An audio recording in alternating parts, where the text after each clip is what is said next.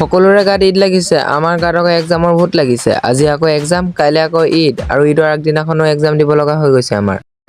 Hello' friends, মই চাফিকুল। ৰাতিপুৱা উঠিয়ে বেগটো লৈ ওলালো কলেজৰ ফালে যাবলৈ। তাতে আকৌ মোৰ ৰাস্তাত কপালখন ইমানেই বেয়া। আধা ৰাস্তাতে বৰষুণে পালে মোক ৰাইজ। মই বোলো দে বৰষুণহে দিবি। বৰষুণ ফালি আকৌ ফাইনেলি আহি মই কলেজ পালোহি। স্কুল পাইহে গম পাইছো যে বৰষুণৰ কাৰণে আজি ছাৰ বাইদেউৰো লেট হৈছে। বাৰু যি কি নহওক, আজিলৈ এক্সামটো দি দিলো ৰাইজ। বাৰু এতিয়া এক্সামটো দি ওলাই মেলি ডাইৰেক্ট ঘৰৰ ফালে ৰওনা। ঘৰত আহি আকৌ চুলি কাটিব যাম বুলি ভাবিছিলো। ঘৰ আহি পোৱাৰ পিছতে আহিল নহয় বৰষুণ যাক আকৌ। মই বোলো দে বাচা দে, তোৰ মৰ্জি মতে তই যিমান দিয় দি ল। এনেদৰে অলপ টাইম বৰষুণ দিয়াৰ পিছত বতৰটো মুকলি কৰি আহিল। মই বোলো যাওঁ দে, এইটো চান্সতে পতকে চুলিকেইটা কাটিয়ে আহোঁগে। সেইকাৰণে মোৰ জীৱন সাথীৰ হাতখন ধৰি পেলাই ধুনীয়াকে এতিয়া যাবলৈ ওলালো মই চেলুনৰ ফালে। চেলুন গৈ পাওঁ হৈছিলোহে, হঠাতে আকৌ মায়ে ফোন মাৰি ক'লে যে বাচা মই বোলে টাউন গৈ আছো, তুমি জল্দি ঘৰলৈ আহা। তাৰ পাছত কি ৰাইজ চাইকেলখন লৈ আহিলো মই ঘৰ। এতিয়া মাটো টাউনলৈ গ'ল আৰু মই ঘৰলৈ আহি এতিয়া এইফালে পকৰি বনাই আছো ইফতাৰ কাৰণে। পকৰিয়ে চাওক পকৰি বনাই আছো। ৰাইজ মই সন্ধিয়া চুলিকেইটা কাটিম তো, এতিয়া মই ইফতাৰ বনাওঁ। আপোনালোকক লগ পাম নেক্সট ব্লগত। তো আজিলৈ সকলোকে বাই বাই।